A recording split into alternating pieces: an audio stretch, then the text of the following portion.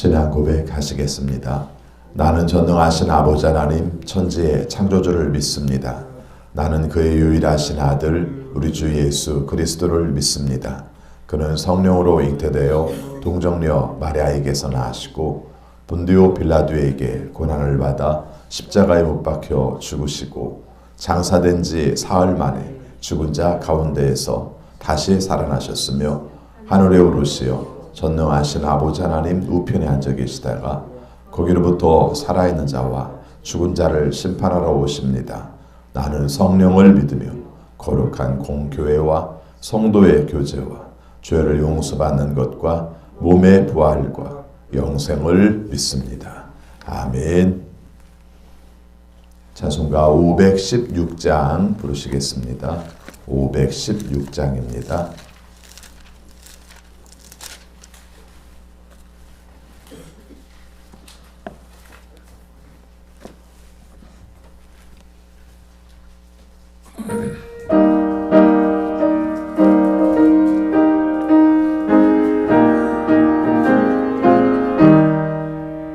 옳은 길 따르라 의의 길을 세계 만민이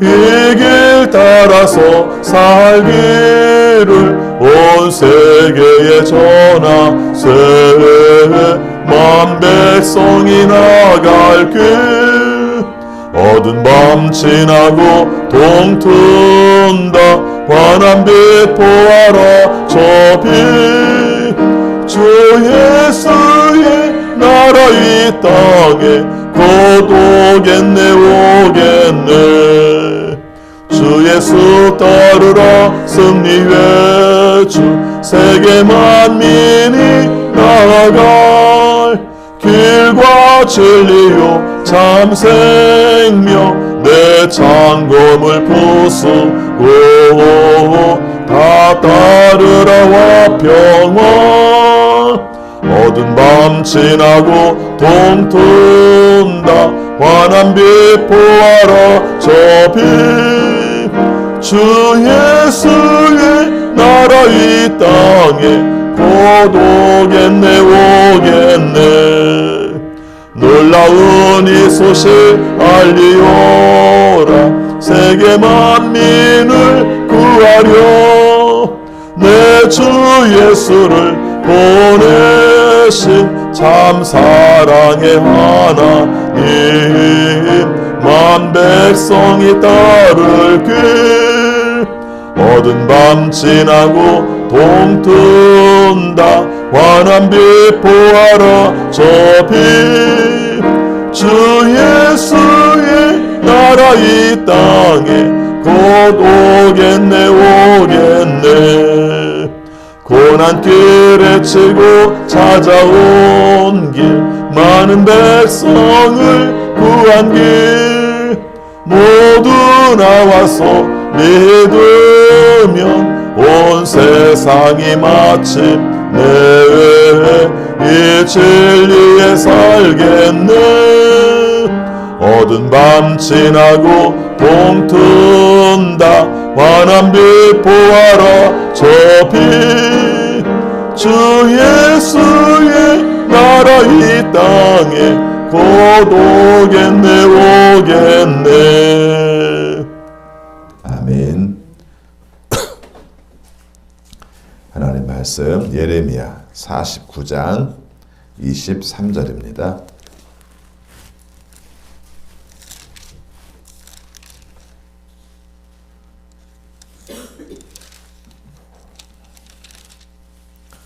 (23절부터) (39절까지) 교독하겠습니다. 49장 23절. 이것은 다마스쿠스를 두고 하신 주님의 말씀이다. 하맛과 아르밧이 불길한 소식을 듣고 어쩔 줄 몰라 한다. 그들이 낙담하였고 걱정이 파도처럼 몰아치니 평안을 잃었다.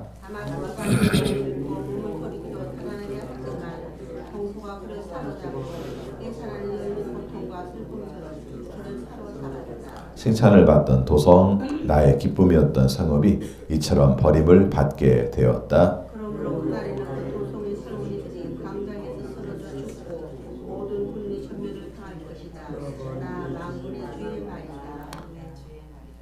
그때에 내가 다마스쿠스의 성벽에 불을 질러 베나닷의 궁궐을 태워 버릴 것이다.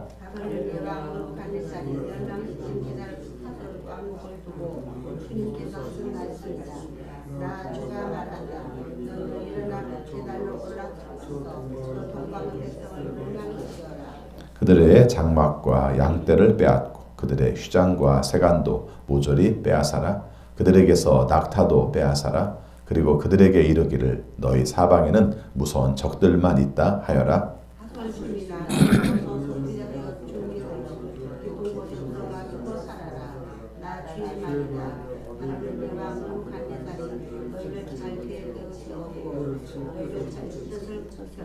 바벨로니아야, 저렇게 마음을 놓고 태평하게 살아가는 민족에게 어서 쳐올라가거라. 그들은 성문도 없고 빗장도 없고 멀리 떨어져 홀로 살고 있다. 나 주의 말이다.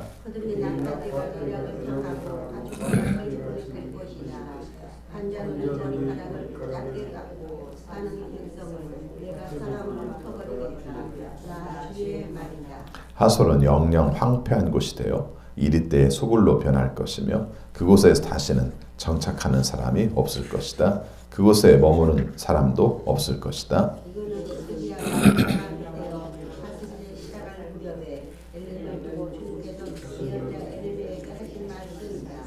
나 만군의 주가 말한다. 엘람의 주력 무기인 활을 꺾어버리겠다.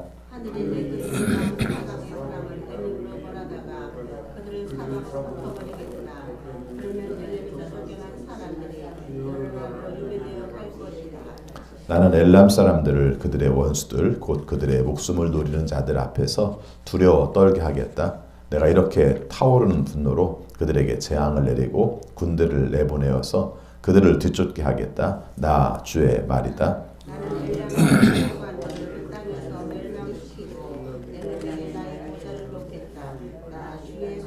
같이 있습니다. 그러나 훗날에는 내가 사로잡혀간 엘람의 포로를 돌아오게 할 것이다. 나 주의 말이다. 아멘. 오늘도 주님의 말씀에 순종하심으로 형통하는 우리 모두가 되시기를 축원합니다. 지금 계속 46장부터 52장까지 주변 나라들, 이스라엘의 주변 나라들이 어떻게 멸망할 것인가 하는 내용들을 함께 살피고 있습니다. 강조한 게 있었죠. 하나님은 이스라엘의 하나님만이 아니라 그 주변 나라들도 하나님의 통치에 의해서 움직인다.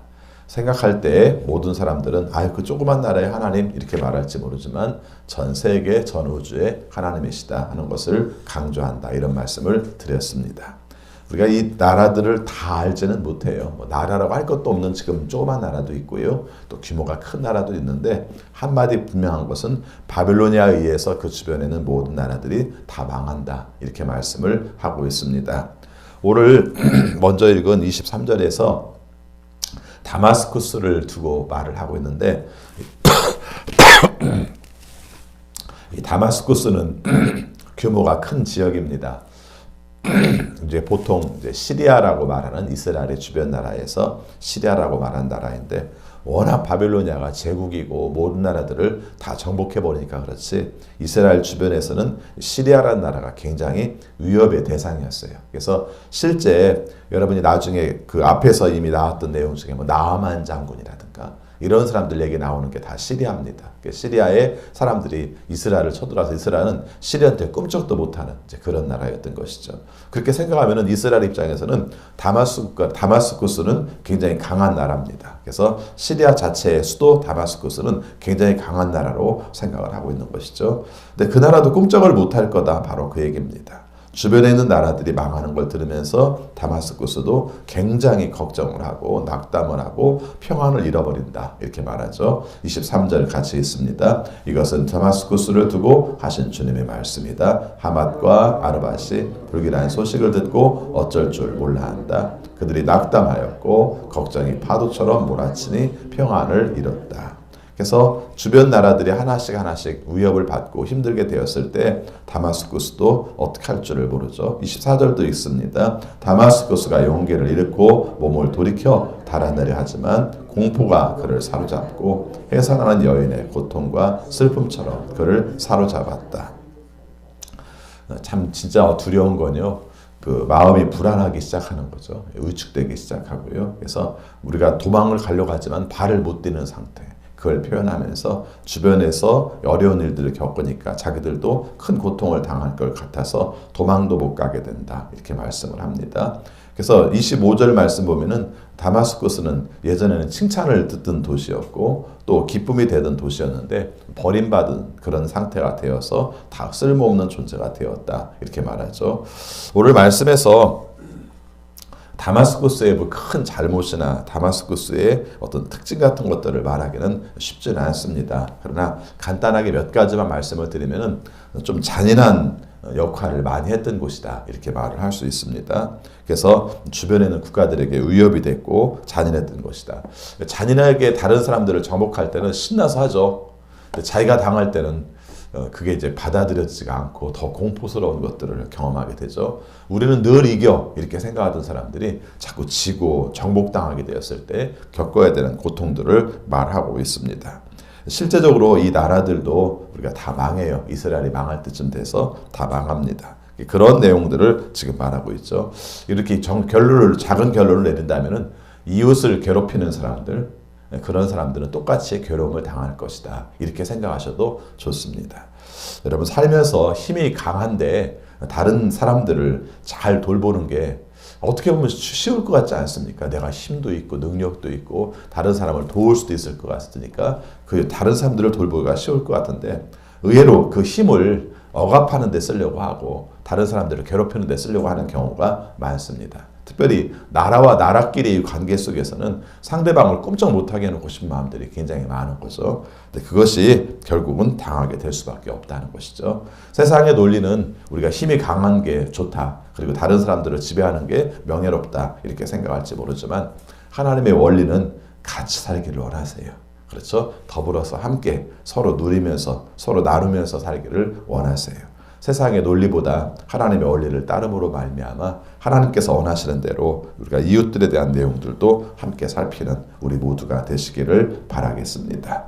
그 다음에 또 이제 게달, 하솔, 그 다음에 엘람 이렇게 세 개 나왔습니다. 저도 이렇게 이름을 많이 듣던 이름들은 아니에요. 성경에서 보면 뭐 이렇게 굵직굵직하게 다마스쿠스처럼 규모가 큰 곳은 아니지만 크든 작든 하나님께서 심판을 하신다 이렇게 말을 하죠. 여기 보면은 게달에 관한 내용들은 일반적으로 이렇게 말합니다. 이스마엘의 후손들이다. 이스마엘의 후손들이다. 그렇게 말을 하고 있고요. 그 다음에 하솔이라는 것도 아라비아의 작은 민족 국가다. 이렇게 말을 해요. 여기 보니까 먼저 게달에 관한 내용들을 보게 되는데 이 게달에 관한 내용이 그냥 간단하게 나옵니다. 다 빼앗길 것이다. 그렇죠? 다 빼앗길 것이다. 그래서 결과적으로는 모든 것들이 다 잃게 될 것이다. 사방에서 무서운 적들만 나오게 될 것이다. 이렇게 말씀을 하고 있습니다. 왜 그랬을까? 잘 모르겠어요. 그러나 주변에는 모든 나라들이 멸망하듯이 이 나라도 멸망한다는 것이죠. 그 다음 하솔입니다. 이 하솔이라는 것도 뭐 나라라고 해야 될지 아니면 부족이라고 해야 될지 그럴지 모르겠는데 여기는 좀 특징이 있다고 합니다. 어떤 특징이냐면은 이 사람들이 어떤 국가를 형성하고 사는 게 아니라 광야에서 유목민으로 사는 거예요. 그러니까 오늘은 여기 살다가 내일은 저기 살다가 이제 그런 민족이 있죠. 그래서 이제 그런 사람들인 겁니다. 그래서 그렇게 사는 사람들의 특징이 뭐냐면은 별로 다른 사람들한테 공격받을 일이 없는 거예요. 가진 게 없으니까. 예, 가진 게 별로 없으니까. 그래서 뭐 이쪽이 갔다가 또 저쪽이 가고 어느 곳이든지 간에 사람들이 버려진 그런 곳에서 양들을 키우며 사는 유목민들이기 때문에 다른 사람에 의해서 별로 협박받을 일이 없을 것이다 라고 생각하고 살았는데 그것도 오산이라는 거예요. 예, 아무것도 없다고 생각하는 가정에서도 깨진다는 것이죠. 우리 속담에도 그런 말 있지 않습니까? 그 집에 아무것도 없어서 아무것도 없다고 생각해도 도둑이 들고 보면 가져가는 게 있다고 얘기를 해요. 오늘 말씀에서 하솔에 관한 내용들도 그렇게 표현하죠. 여기 나온 내용을 보면은 이 사람들이 굉장히 천하태평입니다. 왜 그렇습니까? 가진 게 별로 없으니까. 그래서 천하태평이죠. 그런데 결국은 있는 것마저도 빼앗기게 된다는 겁니다. 31절 말씀 같이 있습니다. 바벨로니아야 저렇게 마음을 놓고 태평하게 살아가는 민족에게 어서 쳐올라가거라. 그들은 성문도 없고 빗장도 없어 멀리 떨어져 홀로 살고 있다. 나 주의 말이다. 참 이 부분은 우리가 깊이 생각할 필요가 있어요. 나는 뭐 가진 것도 없어. 손해볼 것도 없어. 그렇게 생각해서 그냥 별로 아무 의미 없이 무방비하게 그냥 아무렇게나 살려고 할지 모르지만 아니라는 거예요. 그렇죠? 우리는 사실은 가진 것도 아무것도 없는 사람은 아무도 없어요. 그렇죠? 우리가 생각할 때 물질이 없다. 뭐 가진 것도 없으니까. 뭐 심지어는 자녀도 없으니까 난 아무것도 없다. 우리에게 마지막 남은 게 있잖아요. 예, 목숨, 생명.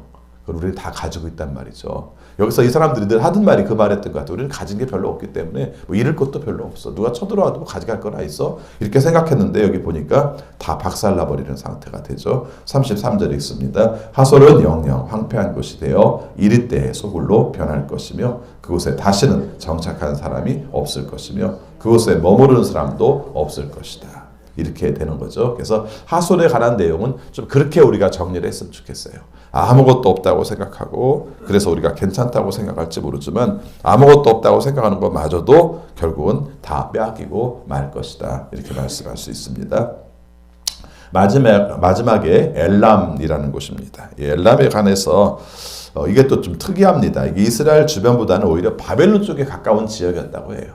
나라 자체가. 그래서 우리가 생각할 때 이 사람들도 군사력도 좋았고 또 우리가 지역적으로도 산악지대에 있었기 때문에 사람들이 쉽게 쳐들어올 수 없는 지역이라고 생각을 한 것이죠. 지금과 달라서 옛날 사람들은 전쟁을 할 때 산악지대에 사는 게 유리하죠. 위에서 아래로 공격하기도 쉽고 또 아래에서 공격해오는 사람들을 방어하기도 쉬워서 산악지대가 유리한 지역으로 말합니다. 그래서 괜찮을 거라고 생각을 해요. 그러나 그렇지 않다는 것입니다. 35절 말씀, 36절 말씀 같이 있습니다. 나 만군의 주가 말한다. 엘람의 주력 무기인 활을 꺾어버려야겠다. 하늘의 네 끝에서 나온 사방의 바람을 엘람으로 몰아다가 그들을 사방으로 흩어버리겠다. 그러면 엘람에서 쫓겨난 사람들이 여러 나라로 유배되어 갈 것이다. 이렇게 말하죠. 결과적으로 이 사람들도 강하지만 군사적 요새에 있지만 그러나 결과적으로는 하나님의 진노가 임하면 여기 그런 말이 나오죠. 하늘의 내 끝에서 나온 사방의 바람을 엘람으로 몰아다가 그렇게 표현하고 있죠. 그래서 결국은 모든 바람을 확 불어버리면은 그 지역 자체가 다 날아가 버리는 것처럼 이 나라가 박살나 버릴 것이고 또 유배되고 말 것이다. 이렇게 말씀을 합니다. 그래서 그들이 결과적으로는 다 없어지고 쫓겨가고 그렇게 말합니다. 그런데 재밌는 것은 39절입니다. 무슨 이유가 있는 것도 아니고 이스라엘과 직접 관련된 것도 아닌데 다른 나라에는 이런 말이 안 써 있고 유독 엘람에만 이 말이 써 있어요. 39절 같이 있습니다. 그러나 훗날에는 내가 사로잡혀간 엘람의 포로를 돌아오게 할 것이다. 나 주의 말이다. 여러분 성경을 이해할 때 여러분들이 이래서 그래 저래서 그래 라고 다 이해할 수 없는 부분들도 있어요. 예. 그렇죠? 여러분 생각해 보시라 합니다. 엘람은 왜 하나님께서 다시 구원하시는가? 몰라요.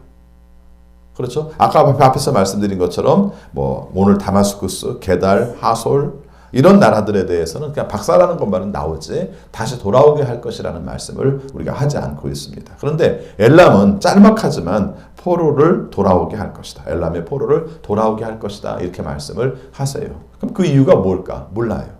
그럼 여기서 우리에게 주는 교훈이 하나가 있습니다. 결국은 하나님의 뜻에 의해서 움직인다는 거예요. 우리가 생각할 때는 이 말이 어떤 때는 싫어요. 사람인지라. 그렇죠? 그래서 아니 무슨 이유가 분명해야지. 하나님 마음대로 해요? 분명히 하나님의 계획이 계실 거예요. 근데 우리는 모르는 거예요. 그렇죠? 어떤 나라는 해보고 시키시고 어떤 나라는 그걸로 박살나게 하고. 그런데 우리가 한 가지 말할 수 있는 게 있습니다. 하나님의 뜻이 무엇인지 모르는 부분도 있고 그런데 한 가지 분명한 것은 나타난 결과를 보면서 그것을 깨달을 수밖에 없다는 거죠. 우리 인생도 그렇지 않습니까? 여러분 삶에 돌아오는 모든 부분들을 여러분 다 이해할 수 있나요? 저도 가끔 그런 생각을 합니다만은 우리 성도들이 아프고 또 어려운 일들을 경험하면 왜 그럴까? 저도 이 생각을 해요. 왜 그럴까? 그런데 의외로 많은 경우에 답을 잘 못 찾겠어요. 그렇죠? 답을 못 찾겠어요. 그 사람이 이랬어라고 말할 부분은 아닌 경우가 많고요. 또 한 가지는 하나님께서 그를 통해서 이루시는 계획을 우리가 다 깨닫지 못하기 때문에 모르는 경우가 많아요. 가끔 암이나 아주 희귀질병들이 생기면 사람들이 그러죠. 그 왜 그럴까 여러 가지 얘기하지 않습니까? 의사들이 정직해요. 의외로 알지 못해서 어디인지 무엇인지를 알지 못하는 병이 많다는 거예요. 우리가 암도 마찬가지예요. 옛날에 비해서 굉장히 많이 고치고 또 치유를 하고 있습니다만은 끊임없이 뭔가 또 생겨요. 그런 가운데서도 그 원인을 찾는 것은 많지가 않습니다. 예전에 비해서 불임률이 굉장히 높아요. 거의 15% 가까이가 된다고 합니다. 그렇죠? 그럼 왜 그럴까? 여러 가지 얘기들을 합니다. 제일 많이 얘기하는 것 중에 하나가 우리가 환경의 문제일 것이라고 얘기하고요. 그 다음에 식생활의 문제라든가 아니면은 어떤 기호식품들, 약품의 문제들 이런 것들이 사람의 몸을 그렇게 만들었을 것이다. 그렇게 얘기를 해요. 그런데 그 사람들이 절대 그것이라고 말하지는 않아요. 더군다나 거기에 해당되는 사람이 딱 어떤 것으로 됐다고 말할 수도 없어요. 제가 이 말씀을 굳이 드리는 이유는 하나님의 말씀을 읽으면서도 이런 부분들을 좀 가볍게 여기지 말고요. 우리는 잘 몰라요. 그러나 하나님은 하세요. 이스라엘만 구원하신다고 우리는 좋아할 것 같은데 그게 아니라 엘람도 구원하신다고 얘기를 하세요. 이것은 하나님의 계획과 하나님의 뜻입니다. 우리 주변에 벌어지는 일 가운데서도 이 신앙훈련도 우리는 필요해요. 내 삶 가운데 내가 이해하지 못하는 것, 내가 이해할 수 없는 것, 이것이 왜 벌어지는지 내가 정말 의문인 것, 이것도 받아들여야 합니다. 하나님의 뜻이구나. 하나님의 계획과 섭리가 있구나. 하나님께서 이 일을 통해서 나에게 어떻게 하기를 원하실까? 이걸 물으면서 감당해 가야 됩니다. 여러분 솔직히 말씀드려서 어떤 어려운 일이 발생했을 때마다 하나님께서 여러분들에게 이건 이러이러한 뜻이야. 네가 암을 병들므로 말미암아 이런 것들을 깨닫게 할 것이야. 이렇게 말씀하시나요? 아니요. 거의 그런 적 없어요. 그런데 몸으로 겪어내고 하나님께 간절히 소망하고 하나님께 간절히 간구한 가운데에서 하나님께서 나를 변화시키시고 나를 고치시고 새롭게 하시는 애를 경험하는 거죠. 그리고 나서 우리는 그때서 얘기하는 겁니다. 질병이 나의 삶 가운데 고통이었지만 하나님께서 나를 변화시키는 또 하나의 은혜였다. 이렇게 고백을 하는 거예요.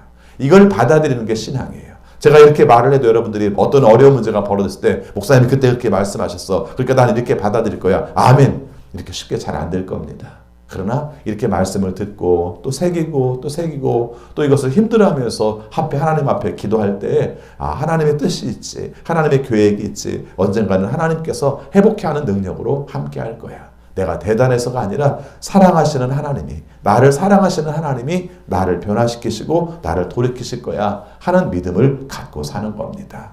다 이해할 수 없지만 하나님의 섭리를 믿어서 다 이해할 수 없지만 하나님의 능력을 의지해서 그것으로 극복하시고 그것으로 회복하시는 우리 모두가 되시기를 축원합니다. 기도하겠습니다. 주님 사랑합니다. 오늘 말씀을 통해서 이스라엘 주변의 나라들이 어떻게 망해가는지를 함께 살폈습니다. 다른 사람들은 이스라엘의 하나님으로만 생각을 했을지 모르지만 하나님은 이미 모든 세상의 하나님이신 것을 세상 모든 사람들에게 밝히셨습니다. 하나님께서 원하시는 뜻대로 살지 않고 이웃을 괴롭히거나 다른 사람들을 우리가 어렵게 하는 것들이 결국은 망하는 원인이 될 수 있고 심지어 우리는 가진 것이 없기 때문에 잃을 것도 없다고 그 교만한 마음들을 가졌을 때 없다고 생각하는 것마저도 잃어버리는 것들을 함께 살폈습니다. 오늘 우리의 삶 가운데서도 내 스스로 주장하지 않게 하시고 언제나 겸허하게 하나님의 뜻만을 바라볼 수 있어서 하나님의 은혜만을 구할 수 있는 우리 모두가 되게 하여 주옵소서. 엘람에 관한 말씀을 살폈습니다. 진정으로 그 나라가 왜 다시 회복하는지 우리는 알 수 없지만 하나님의 섭리를 생각했습니다. 하나님께서 우리의 삶을 통해서 이루시고자 하는 계획을 함께 생각했습니다. 우리가 생각할 때는 그 나라가 유대인이 아니기 때문에 굳이 살릴 필요가 없다고 생각할지 모르지만 하나님의 계획은 그들도 살릴 계획을 가지고 계신 것을 보았습니다. 오늘 우리의 삶 가운데서도 하나님을 의지할 뿐만 아니라 하나님의 섭리를 믿어서 우리가 이해할 수 없는 그 상황에서도 하나님만을 바라보며 살 수 있는 우리 모두가 되게 하여 주옵소서. 아버지, 코로나19로 말미암아 겪는 어려움들이 참 큽니다. 하나님께서 친히 종식시켜 주셔서 평화로운 일상, 하나님이 주신 일상을 회복할 수 있도록 도와주옵소서. 백신과 치료제가 개발되게 하여 주시고 또 우리가 의료진들과 방역당국을 통해서 코로나 저지를 위해서 노력할 때마다 좋은 결과들을 얻게 하여 주옵소서. 아버지, 코로나19의 장기화로 인하여서 경제적 어려움들을 많이 겪고 있습니다. 우리 모든 성도들 어려움 가운데서도 하나님께서 함께 하신 은혜로 이 일들을 잘 감당하고 극복할 수 있도록 도와주옵소서. 아버지, 간구합니다. 주의 뜻을 따라 살지만 내 삶 가운데서 불안하고 또 우리가 갈등하고 어떤 길을 가야 될지 알지 못해서 힘들어하는 식구들이 있습니다. 그때마다 주님께서 방향을 정해주시고 또 친히 인도하여 주셔서 광야에서 함께 하신 하나님을 의지하는 우리 모든 성도들이 되게 하여 주옵소서. 마음을 굳건하게 붙들어 주셔서 오직 주님만을 의지하며 담대하게 믿음으로 승리할 수 있는 우리 모두가 되게 하여 주옵소서. 아버지 앞에 간구합니다. 질병으로 인하여 고생하는 식구들 기억하여 주옵소서. 우리 곽순애 권사님 하나님께서 함께하여 주셔서 잘 감당하게 하시고 또 잘 재활 치료 받으면서 또 회복할 수 있어서 일상의 불편함에서 벗어날 수 있도록 도와주옵소서. 항암 치료 받는 식구들 면역력 좋아지게 하시고 또 혈소판 잘 생성되게 하셔서 하나님의 은혜 가운데에서 우리가 끝까지 잘 감당해낼 수 있도록 도와주옵소서. 아버지 또 항암치료 후에 회복기에 있는 식구들도 우리가 약해지지 않게 하시고 주의 도우신 은혜로 말미암아 재발 없이 완벽하게 회복할 수 있도록 도와주옵소서. 어린 자녀들의 질병을 위해서 기도하는 부모들을 기억하여 주시고 주님의 은혜 가운데 체질 좋아지게 하여 주시고 또 우리가 잘 분비되게 하셔서 모든 몸이 원만하게 하나님이 원하시는 뜻대로 잘 생활할 수 있는 자녀들이 될 수 있도록 인도하여 주옵소서. 아버지 앞에 간구합니다. 우리나라를 기억하여 주시고 맡겨주신 사명들을 감당할 때마다 주께서 원하시는 뜻대로 살 때 화목하고 하나 되고 또 이웃을 사랑하기를 힘써서 하나님께 오랫동안 쓰임받는 대한민국이 되게 하여 주옵소서. 주님의 은혜 가운데 임직식 마치게 하심을 감사합니다. 새롭게 직분을 받은 분들이나 또 주님 앞에서 우리가 임직자를 세운 우리 교회 다 기억하여 주셔서 하나님의 은혜대로 살고 하나님의 은혜대로 봉사하고 하나님의 은혜대로 다른 사람들에게 좋은 영향력을 미칠 수 있는 삶을 살게 하여 주옵소서. 오늘도 하루 주님께서 저희들에게 귀한 선물로 주셨습니다. 의미 있게 살게 하시고 하나님의 자녀답게 살게 하셔서 오늘 하루가 행복한 하나님께 영광을 돌리는 우리 모두가 되게 하여 주옵소서. 간절함으로 간구하는 모든 성도들이 응답받는 기도의 시간 되게 하여 주옵소서. 예수 그리스도 이름으로 기도하옵나이다. 아멘.